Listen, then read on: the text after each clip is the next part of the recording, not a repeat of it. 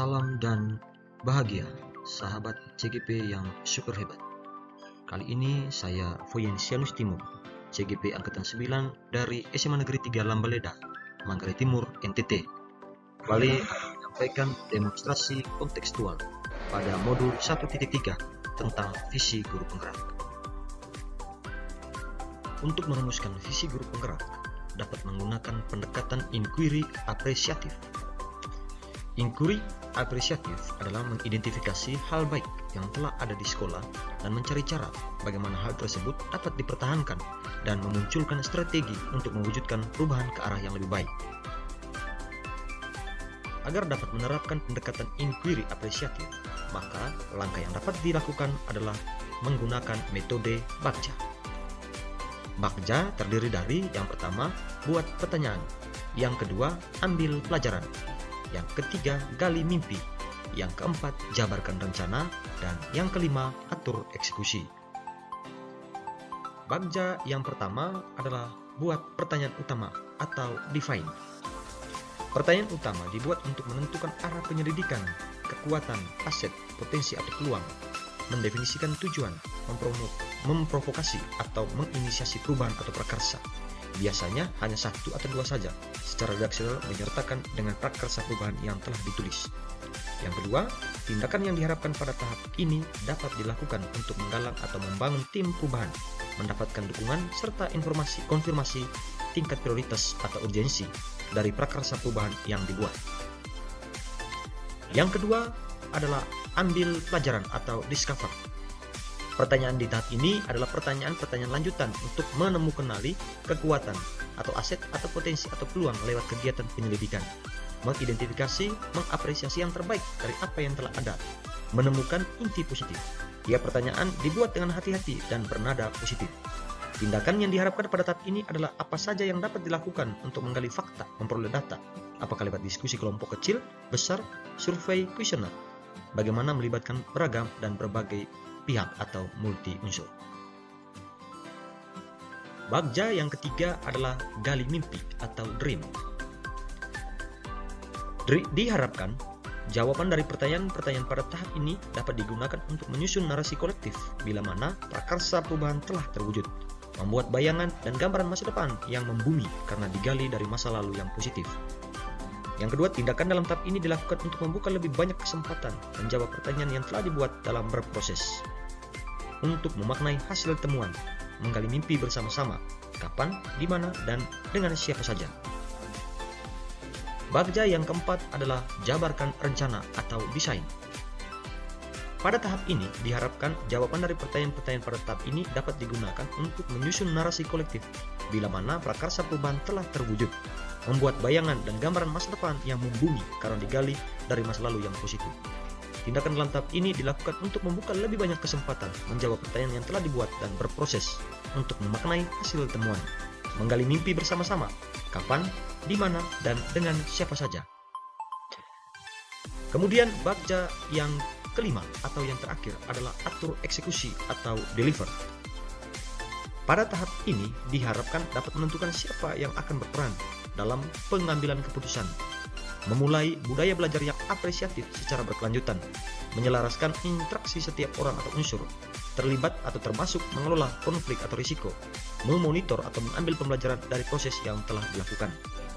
Lalu, tindakan di tahap ini dilakukan untuk mendesain pola komunikasi dan pengelolaan rutinitas, misalnya protokol atau SOP, budaya belajar atau monitoring, evaluasi, dan refleksi. Lalu, visi saya sebagai seorang guru penggerak adalah terwujudnya murid yang memiliki kecerdasan, keterampilan, berakhlak mulia, rasa cinta tanah air dengan berwawasan ilmu pengetahuan, teknologi, dan berbudaya.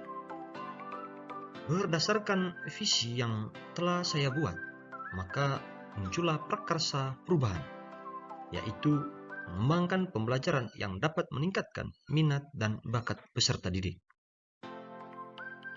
Adapun bagja yang telah saya buat, yang pertama, membuat pertanyaan utama atau define. Pertanyaan yang pertama adalah, apa kompetensi atau minat dan bakat yang dimiliki oleh murid atau peserta didik? Yang kedua, bagaimana cara agar kompetensi atau minat dan bakat yang dimiliki oleh murid dapat dikembangkan? Lalu setelah pertanyaan ini dibuat, langkah selanjutnya yang saya lakukan adalah daftar tindakan atau penyelidikan yang perlu dilakukan untuk menjawab pertanyaan. Yang pertama, murid saya memiliki berbagai macam kompetensi. Ada yang kompeten di bidang akademik, ada yang kompeten di bidang olahraga, seni tari, seni budaya, seni lukis, dan seni suara. Ini merupakan hasil identifikasi atau catatan terkait dengan minat dan bakat yang dimiliki oleh peserta didik saya. Yang kedua, guru harus membuka ruang atau kesempatan kepada murid untuk mengembangkan minat dan bakat yang dimilikinya. Secara kontinu dan konsisten membimbing dan mengembangkan minat dan bakat yang dimiliki oleh murid. Bagja yang kedua adalah ambil pelajaran. Yang pertama, pertanyaan pertama pada ambil pelajaran adalah siapakah yang memiliki kompetensi untuk mengembangkan minat dan bakat peserta didik atau murid. Yang kedua, bagaimana dia melakukannya agar kompetensi yang dimilikinya dapat dikembangkan.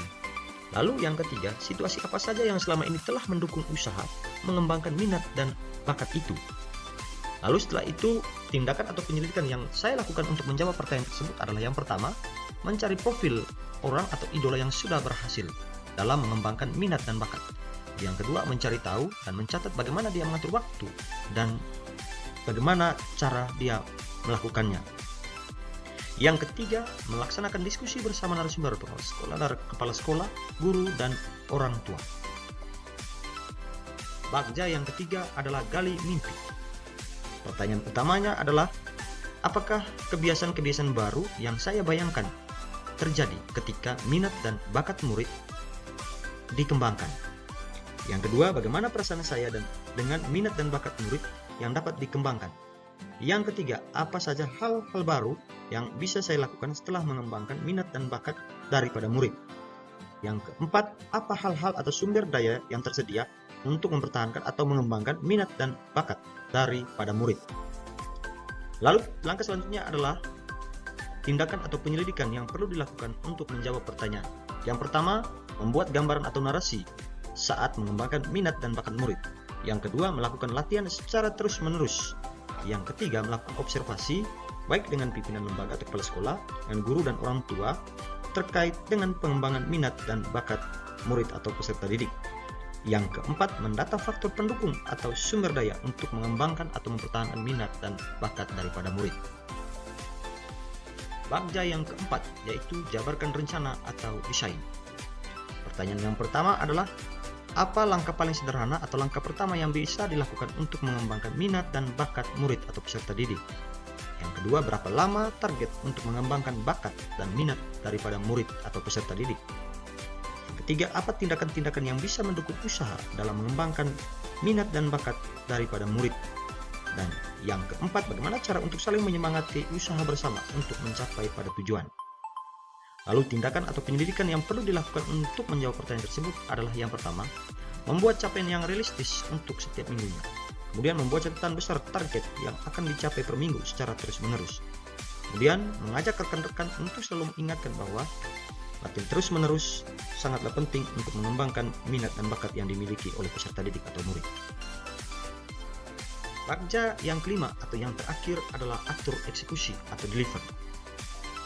Pertanyaan pertama adalah, siapa yang dapat mengarahkan dan memantau untuk mengembangkan potensi murid? Yang kedua, siapa saja yang akan saya libatkan dalam mewujudkan rencana ini dan berperan sebagai apa saja?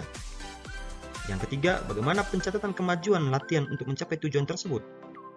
Yang keempat, siapa yang akan menampung curhatan tentang kesulitan melakukan usaha pengembangan minat dan bakat daripada peserta didik? Lalu tindakan penyelidikannya yang pertama adalah mengajak rekan-rekan yang memiliki keinginan yang sama untuk mengembangkan minat dan bakat daripada murid.